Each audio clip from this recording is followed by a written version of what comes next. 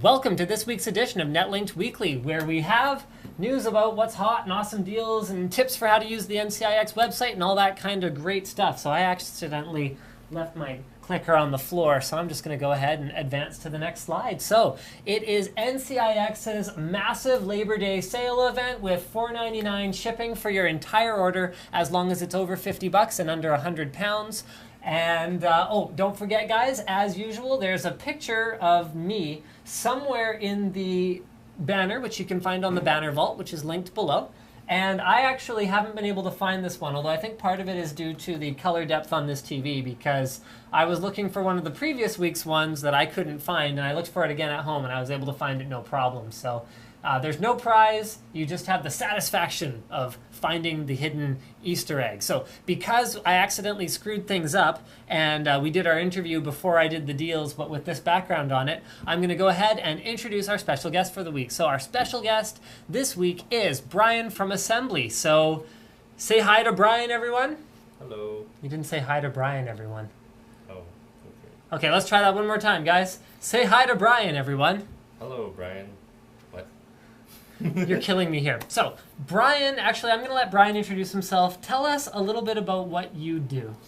Well, basically, I do assembly in NCIX. I help Ivan build all the, basically, prototypes of the systems you see every week. All the overclocks, dream machines, even the lower end ones are all built by me. So, have you always built all the prototypes, or is this kind of a new thing for you? Ever since I actually started working here, 2 months after, it's like, hey, do you want to build prototypes? I was like, okay. Okay, well, I can tell you that's because the Russian himself used to build all the prototypes, and he's incredibly busy with a lot of the other stuff he's doing these days. So, Brian, why don't I get you to tell me a little bit about the process that goes into a prototype with the prototype of the system we'll be introducing this week. All right. So what you see here is one of our newest prototypes. This is a computer based off of Guild Wars 2. As you can see from the color scheme, it matches exactly like Guild Wars 2. Red stripes. I know. Bam! So basically, the process of building a prototype involves basically putting it into our price region. So how much is the game going to be like? How popular it is and how fancy it is. So how much is someone going to want to spend on a dedicated rig to play Guild Wars 2? Exactly. And then what system can we build to run the game at a fantastic sort of experience level? Okay, so tell us about this machine. I've got the side panel open now, so get yourself a better angle here. I'll just get out of the way. So this machine here can play Guild Wars 2 at high settings at a constant 60 FPS. What we do is we research what the game needs, and from what we see, it only needs a 7850 and a quad-core Intel 3470. So what you see is one of the quietest and cheapest heatsinks is a Hyper 212. This is a reference 7850, and the board is a Z77A G43. So how's the performance of the Hyper 212, and how's the cooling of the system overall? Because with a 3450 and a 7850, this isn't like an extreme gaming machine, but is it? What do you guys do to make sure that it's still pretty legit? Well, it's not extreme, but for its price, it's one of the best for Guild Wars 2 and any other games you want to play. The 7850 is also one of the best mainstream cards you can also purchase, and for this heatsink, in my opinion, it's unbeatable at its price. Cool. So what do you guys do with this to make sure that every one of these systems that we actually build to send to a customer is going to work 100% right out of the box? No problem. We have like a quality control assertive. So basically, we check to see if the lighting is properly taped down or glued down or whatnot. Right. All the cables are also glued down, so they don't, during shipping or pickup, they don't like jitter and then they get stuck in a fan or something. For these bigger heat sinks, for shipping, we put in like bubble wrap in case this would like fall off during shipping or during the basically turbulence. Have you seen that happen before? Like, does that actually happen? Sometimes it does. No matter how much bubble wrap, like a Noctua D14, it'll just pop right out. Okay then. For these DVD drives and these ones, we make sure these tabs are in. And for the DVD drive, since this is a special one, there's a cover on it, so we actually have to use screws on this too.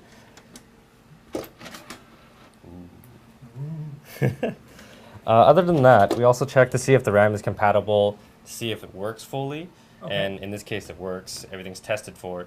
and then during the burn-in phase of it, we see if everything is working together too with the clock speed. What inspires you when you're working with the Russian on these configs? I mean, are you a gamer? I am a gamer. What's your game? League of Legends, Counter-Strike Source, Counter-Strike Go, Unreal Tournament 2K4, Unreal Tournament 3. I gotta name them all. So if these guys wanted to know who they were playing with, what handles do you go by in all those games? So they'll know they're playing with a legit NCIX employee who legit designs gaming machines every day. My handle in all the games is also my forum name. It's Be Loud. Well, basically it's my first initial and my last name, Be Loud. And you put a D on it, it's just Be Loud. And then oh wow. Yeah. All right, I think that pretty much wraps this up. Thank you for being our special guest today, problem. Brian. Haha, thanks Brian for joining us. That's a fantastic gamer handle. He's gone, he can't hear what I'm saying. So let's move right along to the top featured deals this week. So we've got, this isn't even the top feature. See, I'm the one who did the PowerPoint this week, not Slick, because he's at PAX, and so you can tell that I haven't done this very many times. Actually, we're going to do the tip or trick on how to use the NCIX website. So I'm going to show you guys customer reviews. Customer reviews are pretty simple. All you got to do to view them is just check out the stars at the bottom of any product page, and you'll see that this CPU, for example, has 72 customer reviews and averages 4.5 stars. I'm going to alt-tab out to a browser here. I'm going to try. And I'm going to show you, once you click on that, you will get a massive list of all of the reviews, including whether they recommend the product as well as how many stars they give it. So stars can be taken off for anything. I don't know why this guy gave it 4 stars. Got it with a bundle deal, running well, haven't gotten to overclocking yet, but can't go wrong with this processor or Intel, 4 stars. You can also see who is a verified owner, that is to say they've submitted their NCIX invoice before they do their review. And guys, it's great to be a verified owner because of a couple things. So number one, people will take your review more seriously. You can submit your own reviews, of course, with the add review button here. And number two, you will earn more points. So you can earn NCIX rewards points by submitting reviews, whether you're a verified owner or not. But if you are a verified owner, you'll get additional points for submitting reviews for products that you've purchased. So this one's got a nice long list of reviews. You can go down to the bottom and you can read all 72 member reviews, should you so desire. And don't forget, we did a Netlinked weekly tip on this before in the past, but besides the reviews, you can also check out what people had to say about this product in the forum by navigating down to the NCIX forum messages. So you can see all kinds of cool stuff there. Let's go back to our slideshow, Netlinked Weekly 10 from the current slide. I know, very disorganized this week. Just blame Slick, even though he's not here. Top deals for this week. We've got the EVGA GTX 550 Ti for $79.99 after a mail-in rebate. Even at $104.99, if you guys don't like mail-in rebates, that's already a killer price. Add in the mail-in rebate, and $80 for a 550 Ti is absolutely untouchable. I can pretty much guarantee this is the best deal anywhere in the world for a 550 Ti. Moving right along, we've got Innovation Cooling IC7 Diamond. That's their 7 carat. Now, 7 carat isn't a different formula from the 24 carat one. Remember, guys, carat is a measurement of weight, not quality for diamonds. So by calling it the 7 carat tube, that just is the size. Okay, so the 24 carat one is a little over 3 times as much thermal goop, should you so desire. However, at $5, this one's a great deal. This is an excellent thermal compound. Move right along to the next one. I just saw this and I was like, this just seemed like a really good deal. It's like half price DVD-ROM drive. I can't imagine who has any use for a DVD-ROM drive these days, but it's $10. So if you, for whatever reason, don't need a burner and you want a DVD-ROM drive, $10. So 2 terabyte drive, $90 is the Seagate drive. This is one of their Power of One drives, so it does have 1 terabyte platters, which is great. And 1 terabyte platters basically mean better performance, better reliability, and sort of no way to go wrong on that one. Hard drive prices continue to decline. And this one's a great deal too. So this is a Valley by Cisco router. They're pretty much clearing these out, and it's $20. So again, Cisco for $20. And our weekly news. Again, this is a horrible, horrible slide, and the cameraman's probably like shaking his head in disgust internally. Actually, NCIX cameraman is helping me film this week because, again, slicks away at PAX. So Windows 8, so much angst. We've done Tech Tips Live where you guys have submitted that you have no intention of upgrading to Windows 8. Like the vast majority of just have no interest in it. But some of it's misinformation out there. So some people believe that Windows 8 is going to perform worse for games than Windows 7.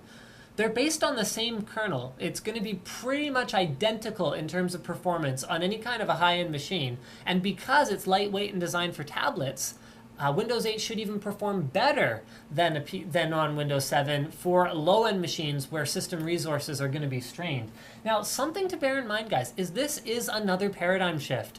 Those of you who are lamenting the loss of the Start menu probably haven't been doing this long enough, or maybe you have and you've just forgotten, to remember how angry people were about the Start menu when it was introduced with Windows 95.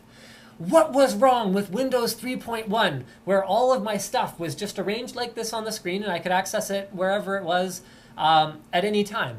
You know what? That's what we're going back to. Metro interface, in my opinion, actually isn't that different from Windows 3.1, which I loved, by the way, and I didn't see the point of the Start menu from the very beginning. And I don't know about you guys, but I very rarely use the Start menu anymore anyway.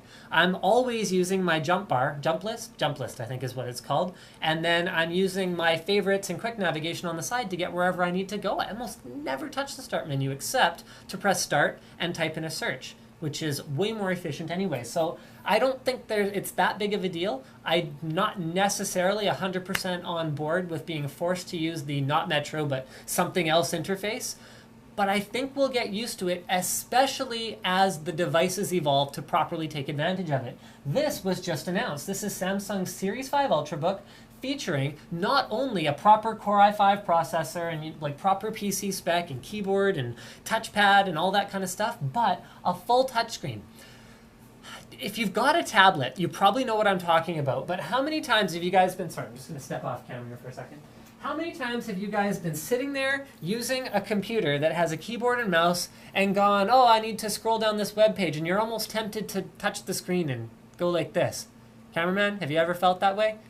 If you're used to using your smartphone or your tablet, it's a very natural thing now to touch your screen. So this is what I think is the future of portable devices. Not a tablet, because a tablet will never replace a proper computer. And not just a normal computer, because there's something elegant about browsing using apps that are very smooth and feel good to use and using your hands. So this is the device that I believe is going to really make Windows 8 shine. I don't think Windows 8 is going to be anything special on your desktop PC, and I personally probably won't be upgrading my desktop from Windows 7 to Windows 8 immediately, but I plan to spend a lot of time on it with a device like this.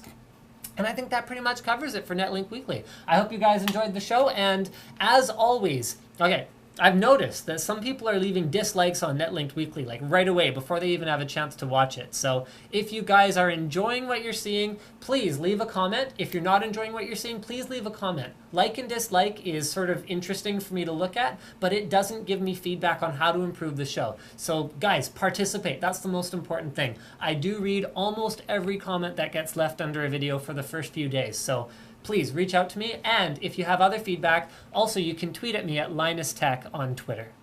Don't forget to subscribe.